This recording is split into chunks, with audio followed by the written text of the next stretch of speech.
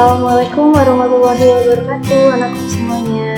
Nah, bertemu lagi dengan Miss Ajeng pada mata pelajaran IPA terpadu kelas 9. Kali ini kita akan belajar tentang bab selanjutnya, yaitu bab 5, bab yang bertentang rangkaian listrik, energi listrik, dan daya listrik. Nah, pada materi kali ini kita akan membahas tentang, pertama, kita membahas tentang rangkaian listrik. Terus yang kedua, kita akan bahas energi listrik. Yang ketiga, kita akan bahas daya listrik. Yang keempat, sumber energi listrik alternatif.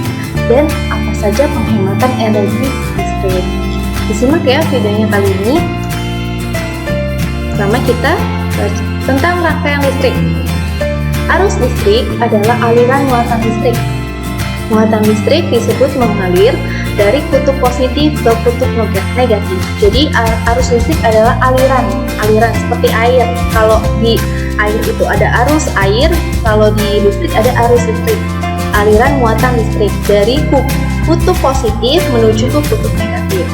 Nah, yang kedua, kuat arus listrik. Kuat arus listrik ini menunjukkan banyaknya muatan yang mengalir setiap sekonnya atau setiap detiknya pada suatu listrik. Satuan kuat arus listrik adalah ampere. Nah, di sini rumus kuat arus listrik adalah Q per T, di mana I sama dengan kuat arus listrik,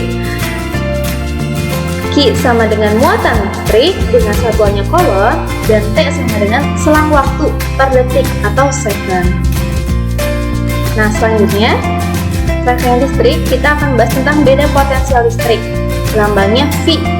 Beda potensial listrik, hal yang membuat arus listrik dapat mengalir. Jadi arus listrik mengalir itu karena ada beda potensial listrik. Beda potensial ini juga dapat disebut tegangan listrik. Nah, selanjutnya ada hukum Ohm. Hukum Ohm adalah sifat-sifat yang menentukan jumlah arus listrik yang mengalir, disebut hambatan. Hambatan disebut juga resistansi. Di sini rumusnya V sama dengan I kali R, di mana V sama dengan tegangan listrik atau beda potensial, terus I sama dengan tadi apa? Kuat arus listrik, di mana satuannya adalah ampere, kemudian ada R di sini. R itu hambatan ya, hambatan, satuannya ohm. Atau dikatakan jika untuk ditanyanya R atau hambatan sama dengan R sama dengan V per I, di mana V sama dengan tegangan per kuat arus listrik. Nah, rangkaian hambatan listrik ini ada dua. Yang pertama ada, kita lihat di sini gambarnya. Di sini ada suatu rangkaian listrik yang sejajar, dan yang sampingnya ada rangkaian listrik yang tersusun ya, susun 1, 2, 3. Yang ini sejajar 1, 2, 3. Yang sebelah kiri ini dinamakan rangkaian seri listrik. Nah, di sebelah kanan ini ada rangkaian paralel. Rangkaian listrik rumusnya hambatan sama dengan hambatan 1 ditambah hambatan 2 ditambah hambatan 3, atau R total sama dengan R1 ditambah R2 ditambah R3. Di sini juga ada ketentuannya, kuat arus listriknya sama, kuat arus listrik 1, kuat arus listrik 2, dan kuat arus listrik 3. Untuk tegangannya dijumlahkan semua tegangannya. Tegangan total sama dengan tegangan 1 tambah tegangan 2 dan tegangan 3. Sedangkan untuk rangkaian paralel itu sedikit berbeda ya dengan rangkaian seri. Paralel itu punya aturan sendiri. Di sini untuk paralel 1 per R total atau hambatan total sama dengan 1 per hambatan 1 atau R1 ditambah 1 per R2 ditambah 1 per R3. Untuk kuat arusnya dia punya ketentuan I total sama dengan I1 ditambah I2 ditambah I3. Terus untuk V-nya atau tegangannya yaitu V-nya itu sama semua, V1 sama dengan V2 sama dengan V3. Itulah rangkaian hambatan listrik. Contoh soal nih, Miss punya contoh soal. Diketahui hambatan pertama atau R1 sama dengan 4 ohm, kemudian R2 sama dengan 5 ohm, dan R3 sama dengan 2 ohm. Jika nilai arus listrik sebesar 2 ampere, maka berapa nilai voltase rangkaian tersebut? Yang ditanyakan berapa nilai voltase? Voltase merupakan volt. Volt itu berarti tegangan. Jadi diketahui R1 sama dengan 4 ohm, R2 sama dengan 5 ohm, R3 sama dengan 2 ohm. I-nya itu kuat arusnya adalah 2 ampere.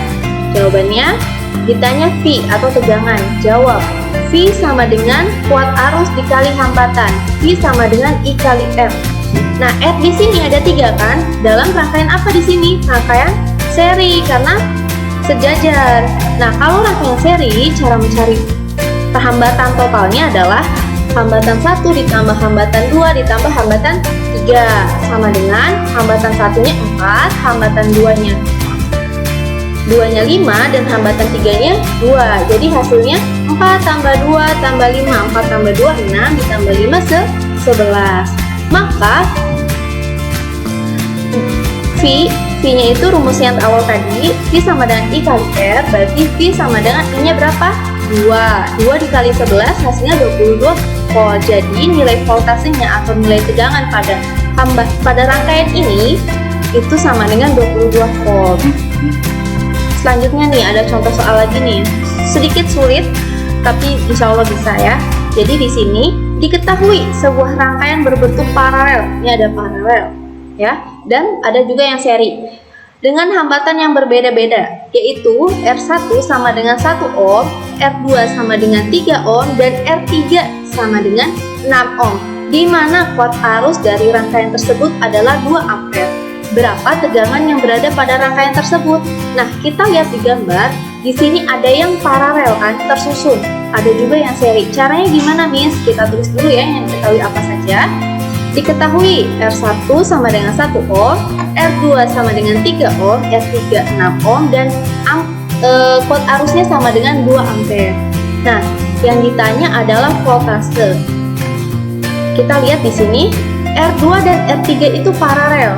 Maka kita harus cari nih R2, R3 itu nilainya berapa dalam paralel ini ya. Berarti 1 per R23 sama dengan 1 per R2 ditambah 1 per R3. Kemudian letakkanlah 1 per R23 sama dengan 1 per 3, R2 sama dengan 3, 1 per R3 sama dengan 1 per 6. Jadi dijumlahkan ya secara pecahan. 1 per R23 sama dengan, di sini samakan penyebutnya karena sama-sama mempunyai penyebut. Di sini ada 3 dan 6. Yang sama yang bisa disamakan dengan cara 3-nya dikali berapa untuk menghasilkan 6. Jadi 3-nya dikali 2. Jadi atasnya dikalikan 2 juga. Jadi 2 dikali 1 hasilnya 2 per 6 ditambah karena sebelah kiri ini sudah menjadi 1 per 6, jadi tidak usah diubah ya. Jadi 2 per 6 ditambah 1 per 6 hasilnya 1 per 23 sama dengan 3 per 6. Yang ditanya R23, jadi dibalik ya, 1. Jadi R23 per 1 sama dengan 6 dibagi 3. 6 dibagi 3 berapa? Hasilnya 2. Jadi R23 ini rangkaian paralel ini adalah nilainya 2 ohm. Kemudian diserikan dengan ini karena dia dianggap satu hambatan, sudah dijadikan satu hambatan. Kemudian diserikan dengan R1, dimana kalau seri hambatannya tinggal dijumlahkan saja. R total sama dengan R1 ditambah R23. Jadi hasilnya 2 ditambah 1 sama dengan 3 ohm. Maka V-nya sama dengan I kali R. Jadi I-nya berapa? I-nya 2 ampere dikali hambatan semuanya tadi hasilnya 3. Jadi 2 kali 3 sama dengan 6 volt gitu. Itu cara pengerjaan jika ada suatu susunan atau rangkaian di dalamnya itu ada rangkaian hambatan yang paralel, ada juga yang seri gitu ya. Selanjutnya kita akan bahas tentang energi listrik. Energi listrik lambangnya W besar ya, adalah usaha untuk memindahkan muatan dari satu tempat ke tempat lain. Nah, rumusnya di sini W sama dengan Q per V. Q itu apa? Muatan. V itu apa? V itu tegangan, atau W sama dengan I kuadrat I pangkat 2 dikali R dikali T. Nah, dengan W sama dengan energi, terus Q sama dengan muatan, V beda potensial, I sama dengan kuat arus, T sama dengan waktu, dan R sama dengan hambatan. Jadi kalau suatu energi listrik yang diketahuinya muatan dan tegangan, nah kalian bisa pakai rumus yang atas ini, W sama dengan Q dikali V.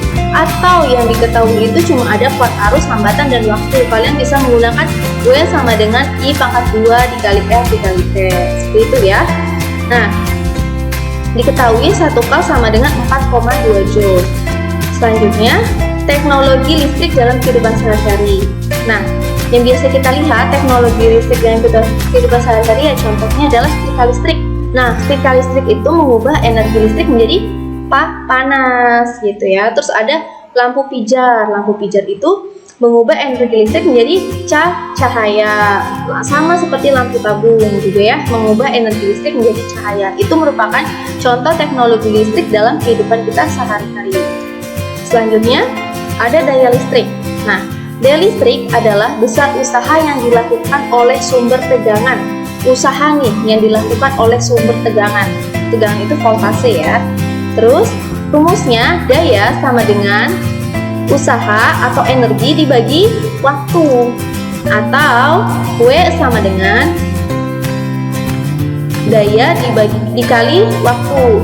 Dimana P sama dengan daya, satuannya joule per second atau watt. Jadi daya itu satuannya watt. Kalau kalian bisa tahu ini sekian watt, ini sekian watt. Nah, itu merupakan daya dari suatu listrik.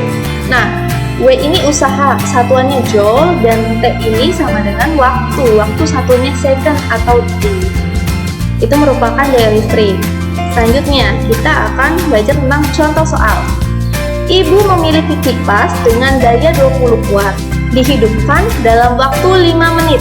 Berapa usaha yang dikerjakan oleh kipas? Nah, di sini diketahui dayanya berapa kipas? Dayanya 20 watt dan waktunya P-nya adalah 5 menit. Ingat, di sini menit ya, waktunya harus dijadikan ke second atau ke detik dulu. Jadi dalam 1 menit ada berapa detik? Ada 60 detik. Jadi 5 dikali 60 hasilnya 300. Jadi 300 second untuk T-nya. Ditanya W atau usaha, jawab W sama dengan P dikali T, di mana W sama dengan P-nya 20 watt dikali 300 waktunya, jadi 6000 joule. Jadi usaha yang dikeluarkan oleh kipas dalam 5 menit itu ada 6000 joule. Selanjutnya kita belajar tentang sumber energi listrik alternatif. Di sini energi alternatif merupakan energi yang dapat digunakan untuk menggantikan bahan bakar minyak bumi. Nah, teknologi sumber alternatif yang ada di Indonesia ini apa saja? Di sini kita lihat ada pembangkit listrik tenaga panas bumi atau disebut PLTPB. Ada juga pembangkit listrik tenaga surya. Pasti udah sering denger ya, tenaga surya berarti dari tenaga matahari. Jadi bisa mengubah tenaga matahari menjadi listrik. Terus untuk panas bumi mengubah panas bumi menjadi energi listrik. Ada juga di sini pembangkit listrik tenaga angin atau biasanya mengubah angin menjadi energi listrik. Biasanya ada di kota Belanda kalau nggak salah. Nah, itu banyak kincir anginnya. Nah, itu mengubah energi angin menjadi listrik di suatu daerah. Terus selanjutnya ada pembangkit listrik tenaga air. Nah, biasanya di suatu sungai atau suatu desa yang tidak punya listrik bisa menggunakan pembangkit listrik tenaga air. Tuh, airnya diputar menggunakan kincir air dan disaring, kemudian bisalah keluarlah listrik gitu. Terus selanjutnya ada pembangkit listrik tenaga pasang surut. Terus yang selanjutnya ada bioenergi. Itu merupakan teknologi sumber alternatif ya, pengganti dari bahan bakar minyak bumi gitu, yang mengganti untuk menjadikan listrik gitu ya. Selanjutnya ada penghematan energi listrik.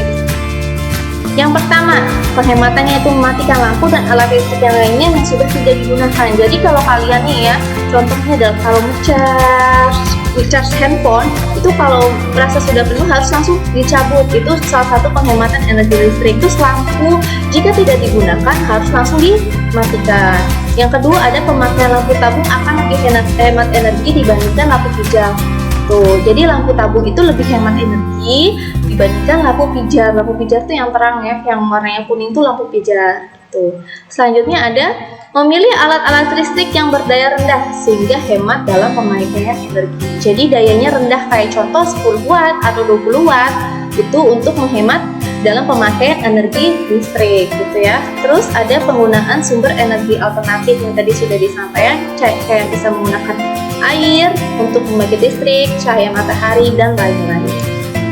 Nah, sekarang anak-anak silakan kerjakan tugasnya di buku paket IPA di halaman 165 sampai 166 nomor 3, 6, 8, 9, dan 10 ya. Jadi ada 5 soal yang harus kalian kerjakan. Kerjakan di buku tulis dengan caranya. Kemudian bisa kirim ke Miss langsung ya jika sudah mengerjakan. Oke, selamat mengerjakan. Nah, cukup sekian materi kali ini. Semangat terus ya untuk kelas 9, jangan patah semangat jika kalian mengalami kesulitan atau apa, bisa langsung hubungi guru-guru tersebut ya. Oke, cukup sekian dari Miss. Wassalamualaikum warahmatullahi wabarakatuh.